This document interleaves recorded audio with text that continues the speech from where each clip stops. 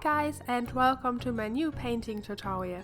Today I still have a cold, so my voice is still sounding a little bit weird.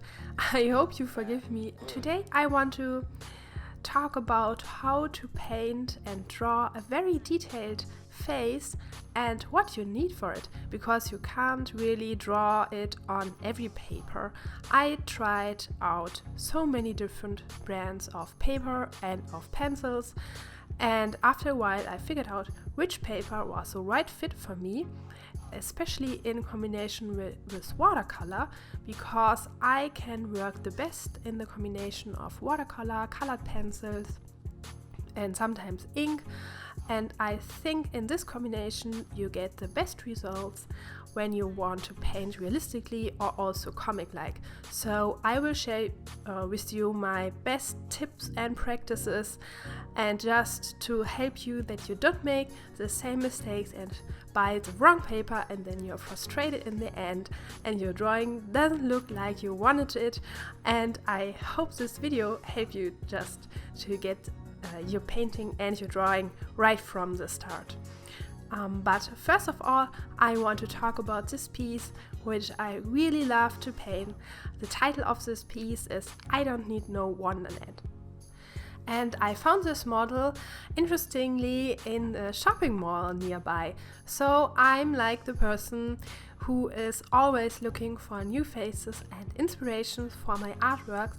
So I have no shame to just talk to every person I see, especially if this is a girl or a woman with an interesting face, and this person has something that I really love and that really inspired me. And this girl was one of those persons. So I just asked her and she said, yes, of course, we can make photos together. So I just took my smartphone and I just photographed her. And after I reviewed the photos, I really loved how her face looked and this expression she has in her eyes and on her overall face. And when I really looked at this photograph, I thought, in my painting, this would be a girl who really has the kind of rebellion inside her, and she's a girl who doesn't need any sugar coating. She's really strong. She's like a heroine, a modern heroine, and she is honest and she likes the truth and she's really strong. I also like the little link to the Alice in Wonderland narrative, but in my painting it is not like in Alice in Wonderland, where Alice has not really a lot of control over her environment or what is really happening with her, or at least that is how I would interpret it. But in my painting, it is like a girl, she has control and she is not really a victim under her circumstances. She is in charge. She decides what's going on with her life. This is what I thought about it, and maybe you like it too. So, and now I think we can go on to the tutorial part, and I will explain to you how to paint a detailed face on the right paper. It is important that you know in which size you're gonna draw or paint your artwork. So if you paint a larger face or draw a larger face, it doesn't really matter when your paper is a little bit rough or the surface is not perfectly satin-like, because the details you're gonna paint or draw, like an eye or the nose, they are bigger in the dimensions. So the smaller you get, the more the grain of the paper will interrupt with your drawing. So when I want to paint a very fine eye, for example, and it is very small, and I have a grain on my paper, I can't really get straight lines and I can't get a fine surface when I cover the area with color pencils. So I always have a grain and a pattern, which I find very annoying, especially when I want to have smooth gradients. And this is not possible if you haven't the right paper. So when I was drawing relatively larger faces, maybe double of the size of my hand, you can still use normal drawing paper, for example from CANSON. They have very nice colors. Don't worry, I have all papers and all my materials in the description, so you can Google them and see if you can buy them anywhere locally. So after I did some experiments with the CANSON drawing paper, I found a wonderful paper by Fabriano.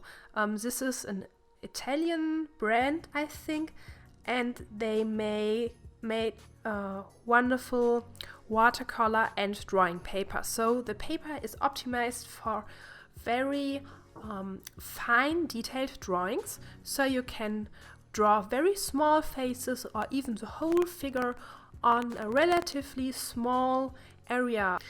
And you can also paint with watercolor on this paper. But this paper has also a downside. So with my earlier watercolor papers, I use watercolor paper from Hanemühle, which is a German brand, I think. And the watercolor paper from them had a very nice flow of the water. So you could make very nice gradients with watercolor. And you could also get the watercolor out of the paper when you just made it wet again with the brush. So this technique is not possible with the Fabriano paper. But with the Fabriano paper, you can skip the step with the gradients and take colored pencil instead.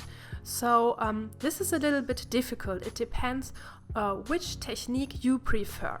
So if you prefer to make more gradients and to make the majority of your drawing or of your painting with watercolors, and you don't really make it super fine and detailed, I would suggest you buy the one from Hanemühle or just a similar brand, and you can detect the paper when you paint with watercolor, and the watercolor is just directly sinking into the paper.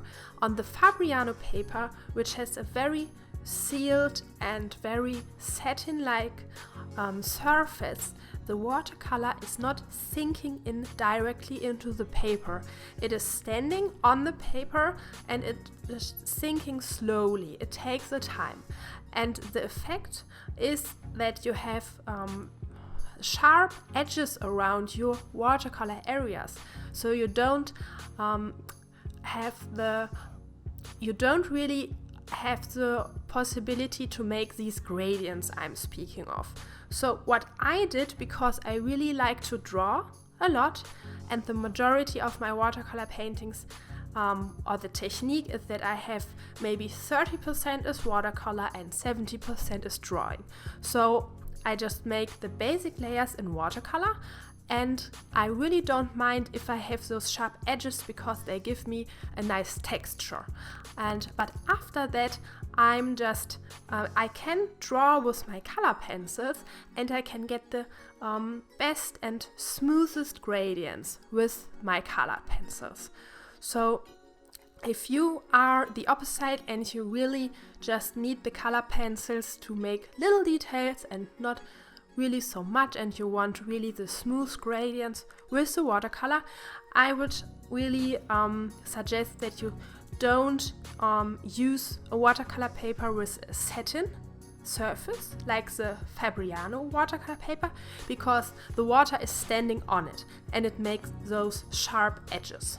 So I hope this video was a little bit helpful for you, and there's also a second part available on my Patreon page where I talk about which color pencils I use to get my very fine detailed faces right and which color pencil I would recommend. And you also see how I finish this painting. For $5 a month, you get access to this video and also to all my other exclusive Patreon videos. and you are included in the monthly original prize draw. Don't forget to check out all the other wonderful rewards I put together for you. For example, get 1 original watercolor illustration, 1 museum quality fine art print, and 3 super cute art surprises for only $95 a month. I hope this video was a little bit helpful for you, and I hope I see you in the next video. Bye bye!